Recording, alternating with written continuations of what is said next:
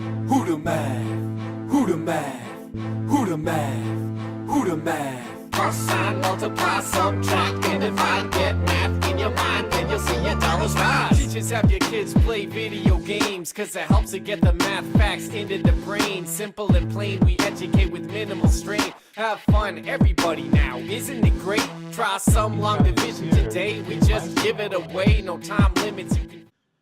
Hello, it's Miller and Lewis. Yes, Time it for is. video number 43. What is R squared? R squared. Okay, cool. If it is still 2014, it's Friday, and happy Friday. Yes. If you're watching this in 2019, because Lewis and Miller have been showing the same thing every year, I'm not sure what day that would be. I don't Probably know. not Friday, though. Happy Probably whatever day. Yeah, Thursday. You know, I tend to get off topic on Fridays. We're going to talk about Just a tad. what is R squared. R squared, there's a lot behind it, Right. but for AP Stats, just have to be able to explain what it means. And I think you can get a general idea of what it's talking about. It's about how good the line of fit does. Yeah.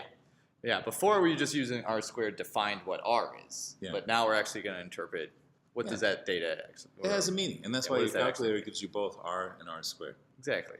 So, all right, let's get to it with our first example. Ooh, look at this. So here we have our lovely little regression line on the tar of cigarettes compared to the nicotine in cigarettes. So we want to know, as the amount of tar increases, what does that do with the nicotine? And it looks like it's a nice little linear association here between Yeah, there's a tar little and bump in the nicotine. curve there. Yeah, well, you know, there's always a bump in a curve.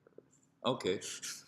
All right. But anyway, they gave us all the computer printout up in the corner here. Mhm. And right here, they give us the R squared of 92.4%. All right, Mr. Lewis, before we get to it, we got to do the usual talk about the problem. Yes, we do. All right. So, what is the explanatory variable? The explanatory variable would be the tar. And what are we trying to use it to explain? We're trying to use that to explain how much nicotine would be in the cigarette. Yeah, so the nicotine varies, and it could vary for several reasons. But we're trying to see how much of it we can explain with tar. And mathematically, that means how much of the total squared error is reduced by including tar and using the line of best fit. Right. Okay.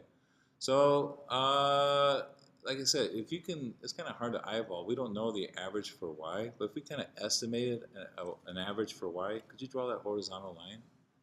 This is just an estimate, so Yeah. we're just kind of guessing. But the average Y value of the data, Somewhere around here. let's say it was like that. Yeah. Now, if we just use that value to make predictions, we totally ignored the tar, Mm-hmm. we would get a big total squared error. Yes. If we always said, let's say that value was 1.0. Yeah. We always estimate, no matter what the tar was, the nicotine was 1.0. Mm-hmm. We just made the average Y value a guess, there'd be a lot of error. Yes. And what we want to do is see how much of the error is reduced by including tar and using the line of best fit. So R squared is about how good the line does in reducing the error. Yep. Okay? I All agree. right. So there's to kind of like interpreting the slope, there's a pattern to explaining what R squared means. And if you kind of Yes. learn the pattern It'll help. and get a kind of just a feeling for what it's talking about in the graph, you'll be fine. Yes. All right, Mr. Lewis, enough talking about the problem. Let's do it. Okay. So we want to explain the meaning of R squared in this context. Okay, So our R squared was 92.4%. right? So that would mean that 92% of variation in nicotine can be explained by our tar. Correct. And you So notice let's that write that even though in. they have the line of best fit there, there's still some variation about it. That means that there are other factors than tar. Okay, so tar Yes. is not the only thing that contributes to nicotine content, but it seems like a major contributor. In nicotine. So that's the variation in the Y value. Yes. Can be explained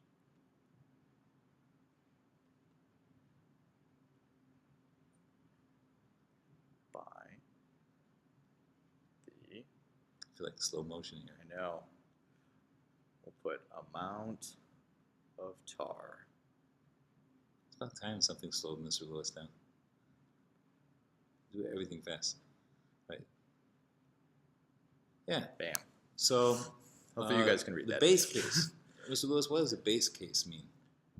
Base case? Like the base case. If you have a base case, that's like Well, it's like, the basic low ball point. yeah. So the base case is just using a horizontal line to predict. Yes. Yeah. And this is how much better we get by using the line of best fit. Correct. So we get 92% better. And I would agree with that. Okay. There's still 8% unexplained. Yes. I mean, it would be extremely, extremely rare to get 100% R Yeah. squared. If R squared is 100%, it means it was a perfect fit. Yeah. I mean, And even in real life, having an R squared of 92% is really, really good. Yeah. Now, this is how you judge different curves also. So not everything we use a line for. Sometimes we use parabolas, exponential functions, sine functions, you name it. Any kind of those type of function can be used to approximate data. Right. And when we start looking at which is the best, R squared is what's used. We kind of shop around for the curve that has the best R squared. Yeah. Because it means it explains the most variation. Right. But we're going to get to that after break. Yeah. I'm going to eat some turkey first. All right, here we go. Okay. Here's an AP problem. So, All right, Mr. Lewis is going to read this one for us, right, Mr. Lewis? sure. All right. Windmills generate electricity by transferring data from wind to a turbine. So basically, a study was conducted to figure out what the relationship between wind velocity in miles per hour and electricity production in Right. amps. Okay? So the regression was run, and it gives us this lovely little printout of the results. Okay? And then it looked at the wind speeds from 10 miles an hour to 40 miles an hour. I imagine that's positive. The more wind, the more electricity. I would think so. And we can tell it's positive because the slope is positive. My father-in-law is an engineer. His heart would be like pumping fast. You start talking about how much amps a generator creates. So That was his thing. we're going to use the outfit to figure out our line of best fit. So this is review from a couple videos ago. Or one video ago, or I don't know. These all videos all blended together. Okay, so what's the response variable? The Response Y variable? variable would be the power. So let's put E here. Electricity. Or how about amps? Yeah, I already wrote electric. Okay, equals. Okay. Equals. So our constant, that would be our, There's no going back with you, is there? nope, Is that from like being a track coach? always onward. Never run backwards. I'm a big George S. Patton Did you fan. get like chewed out The for running best defense backwards is once when you were a always, little kid? always offense. Never go backwards in track. Yeah. Never. Yeah, and we only make left turns. Okay. Going right's weird. You're a very forward-oriented guy. Yes. All right. So we're going to add that to our slope, 0.24 You would have been a horrible swimmer. times our wind velocity. So WV, wind velocity.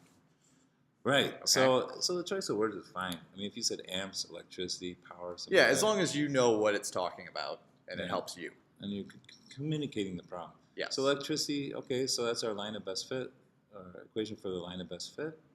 All right, fine. So that was using it, and you see R squared there. We're going to get to that in a minute. Right. So actually, we're going to get to that right now. Almost. It says almost. how much No. more electricity would a windmill expect to produce on a day when the wind was 25 miles per hour than a day when the wind was 15 miles per hour? It looks like two predictions. It does. So here, I'll use Mr. Miller's amps this time. It's got three letters. So the amps, and it was 0.137, because I left our printout up there, plus 0.24. But I'm going to now multiply that by 25 miles an hour. And what's that give us? 6.137. 6.137. So don't be fooled by this. This wasn't like a residual problem. They're just asking the difference in predictions or what we would expect. So let's do it again. So 0.137 plus 0.24. So now I'm going to do it for the other one, 15 miles an hour. And you get 3.737? 3.737. 7, actually 3, 7. So we want to know how much more. So let's subtract these. What? We got to answer the question? I know it's kind of a pain. Real annoying. 1 here, 4, 5, or 2.4. Yep. All right. All right. Now, all that old news. 2.4 amps. Here's the question for the gold medal. Yes. What proportion of the variation of electricity can be explained by the linear relationship with wind velocity? 2. That's your guess? 2? Yes. One seemed too obvious. Sorry. All right. So, well, that is R squared. Yeah, right here. Your R You squared. see, they kind of Now set there it for us. There is something called an adjusted R squared. You're not going to worry about that. I so didn't even pay Yet. attention to that. Okay, so let's just Not focus on even the yet. R In squared. AP stats, we're Yeah. never going to worry about that. I Yeah, in don't this think. class, you don't even need to know what that means. So Okay. R squared. So even did it for us.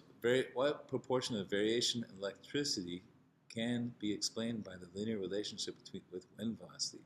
So convert it to a percent, 87.3%.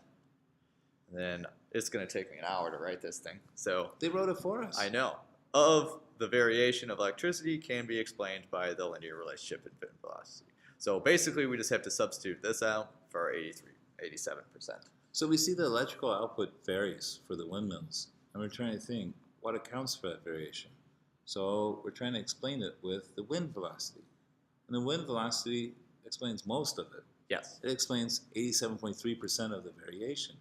Right. And it's still a little bit. Yeah, like it's still 12% or scattered. so, that's not. So like before, if we drew the line of best fit, so the data is still a little scattered about the line of best fit.